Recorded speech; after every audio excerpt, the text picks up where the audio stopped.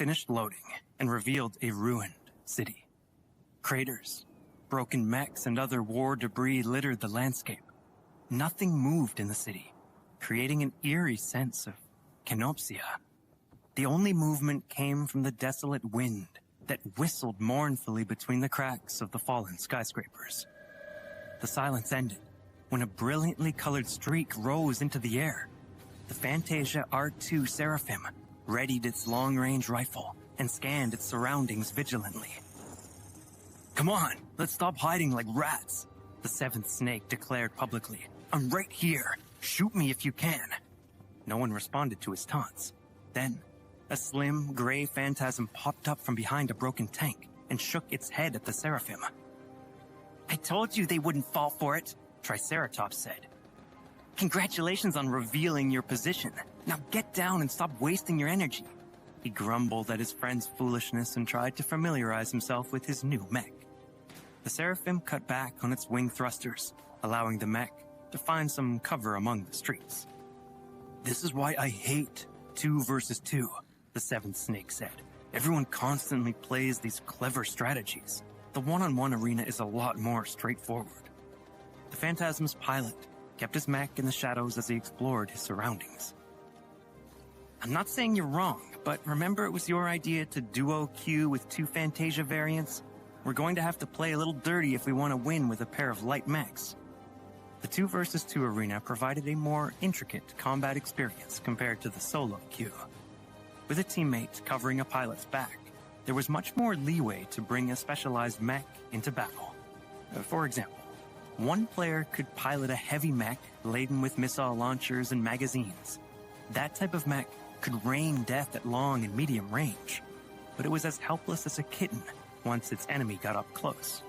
However, a teammate sporting a melee mech could keep away any enemy that managed to get close enough, with the reassurance that its partner would keep it safe at a distance. Compared to the classic synergistic team, a combination of 2 light mechs sounded less than optimal. Neither mech possessed toughness or staying power. If they weren't able to shred their enemies within the first 10 minutes of the match, they would certainly run out of juice. Luckily, the light mechs still possess some advantages. While Triceratops kept his phantasm hidden, the seventh snake Seraphim engaged its active scanning mode. The mech's hair sensors extended and released invisible pulses, most of which bounced back when they encountered the plentiful debris on the cluttered battlefield. "My scanners are having a hard time picking up anything with all this junk around. My radar is full of false positives. I'm practically broadcasting my position here. It's better than nothing. At least you'll hopefully bring the enemy to us while I find a good ambushing position." The bait had been cast, and it only took a couple of minutes for the fish to bite. The Seraphim noticed a large enemy signature strolling down the main avenue. "I've got an incoming mech. With an energy signature this large, it's bound to be a heavy one. No sign of its partner." "They're playing the same game as us," Triceratops guessed, as he moved his phantasm a little closer to peek at the approaching opponent. "Do you want me to stay hidden or find an opportunity to jump the heavy?" The seventh snake mulled over both options before finally deciding on a course of action. "It depends on the heavy. From what I can guess, it's likely to be a frontliner. Your phantasm won't have an easy time peeling its armor if that's the case." In order to make room for a sword, Triceratops only had a basic pistol in his phantasm's limited loadout. He could peel apart most mechs fitted out as riflemen, but he would face some trouble against heavy knight-type opponents. "Don't do anything fancy, just sit back and be ready to back me up," Seventh Snake said. "Okay, boss." While the phantasm slunk into the bowels of a giant commercial complex, the Seraphim flew into the air and above the skyline. He caught sight of the enemy mech, which he quickly discovered was an unfamiliar model to him. The bipedal mech wasn't built as a knight. Instead, it appeared to sport a shotgun and a pair of shoulder-mounted lasers. The energy weapons tracked the Seraphim in the sky and let loose a barrage of beams. The Seraphim retaliated with a couple of shots from its rifle, relying on its auto-aim to ensure it hits the heavy mech. The heavier the mech, the larger its energy signature. That meant that the opponent's tracking system had an easier time maintaining a lock. In the meantime, the flying mech cut back its thrust and dropped onto the roof of a ruined apartment building, which cut its line of sight. Tops, it's a striker. Its armor doesn't look too heavy, but he's supporting a really big shotgun. If he manages to draw a bead on you while you're closing in, you're dead. No worries, pal. He won't get me if I come from behind. Just keep his attention on you, Triceratops replied confidently. The Seraphim took to the sky again and shot a few more rounds. He knew he was having an easier time tracking the heavy mech than vice versa. Even though the Seraphim ran a little hot, it was still a much lighter and less energy-intensive machine. The constant roof hopping meant that the unknown heavy mech had to waste a lot of time reacquiring the targeting lock for his shoulder weapons. The seventh snake wouldn't have been so daring if the heavy mech had been wielding a long-ranged rifle, which the enemy pilot could fire on instinct instead of relying on computer-guided algorithms. In the lower tiers of Iron Spirit, such computer-based targeting was always dreadful. I'm in position, Snake. You want me to go in? If the other guy's still lurking, you might get sniped before you know it. I'll take the risk. I really want to peel this heavy guy's face with my sword. He's just so arrogant. The Seraphim took a few glancing blows from the lasers as it rose to fire another volley. The seventh snake guessed that the pilot had switched his shoulder-mounted lasers to manual targeting. That meant it would take time to switch back to his shotgun when he was forced into close range. Okay, let's do it. I'll make a few dives to attract his attention. Don't wait too long, or I'll get screwed. After taking a deep breath, the seventh snake jumped off the roof, spreading his mech's wings, and made a high-speed dive toward the enemy, all the while releasing a rainbow stripe. His rifle awkwardly shot a steady stream of energy bolts, most of which dug shallow holes into the heavy mech's plating. The Harkonic's light DMR fitted the Seraphim well. It possessed good range, a fairly high level of accuracy, and didn't gobble too much energy. Unfortunately, its punch had always been a little under-tuned for a long-range rifle. Despite being under constant fire, the heavy mech was practically oblivious to the DMR's shots, confident its armor could withstand the damage for the moment. The seventh snake gritted his teeth. I've learned a few new tricks. The great thing about energy weapons was that the wielder could change their power on the fly. The seventh snake flicked a special switch and paused his shots. Instead, the rifle's chamber started to accumulate energy and heat. As he jerked his mech to the side, he fired his overclocked rifle after a full second of charging. A bolt 3 times the size of his regular shots escaped the barrel. The energy projectile drew a thin, white line as it streaked through the air and hammered the heavy mech's shoulder, immediately crippling one of its laser cannons. The heavy mech panicked a little. It jogged toward the nearest structure, eager to find some cover against the Seraphim, which was buzzing over its head like an annoying fly.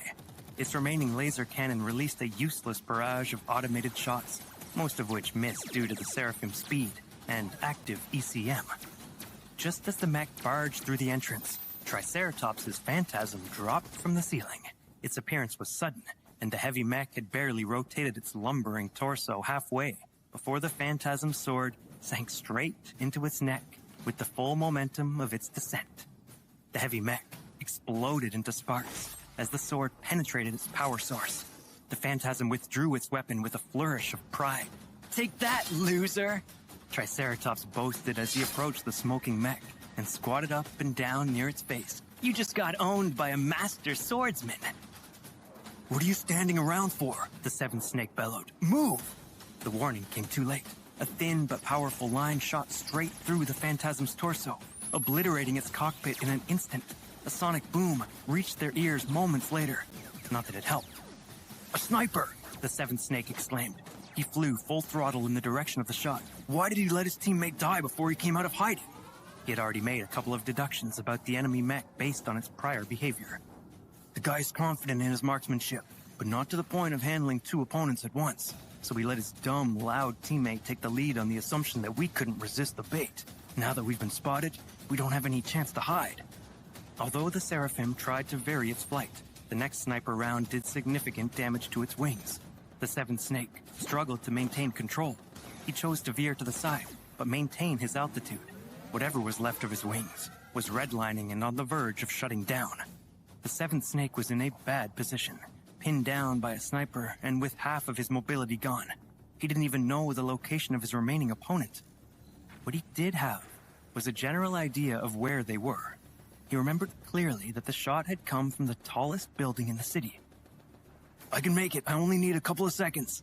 The Seraphim's remaining wings glowed red as the pilot redirected an ungodly amount of energy in their direction.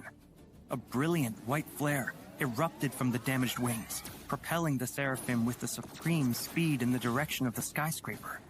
The unexpected overload happened just as the sniper shot his third round, causing it to miss narrowly as the Seraphim raced past its original trajectory.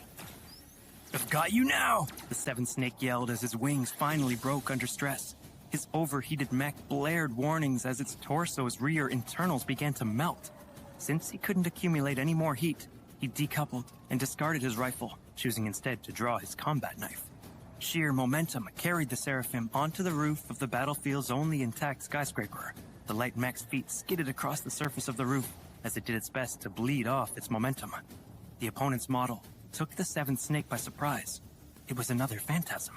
The gray model set its unwieldy rifle aside and drew its own combat knife in response to the Seraphim's approach.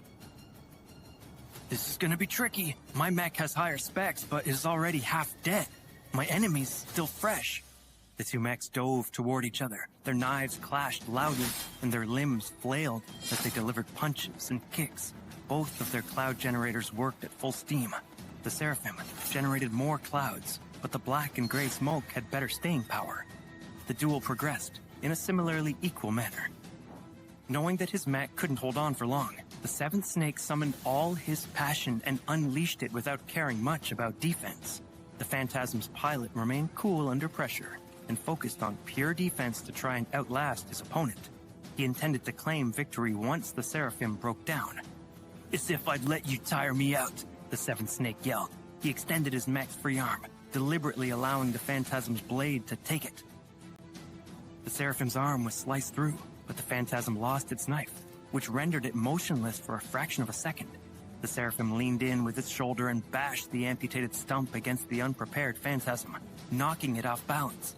The Seraphim then brandished its own knife with a deadly underarm swing, cutting ruthlessly into the Phantasm's belly, directly into the cockpit.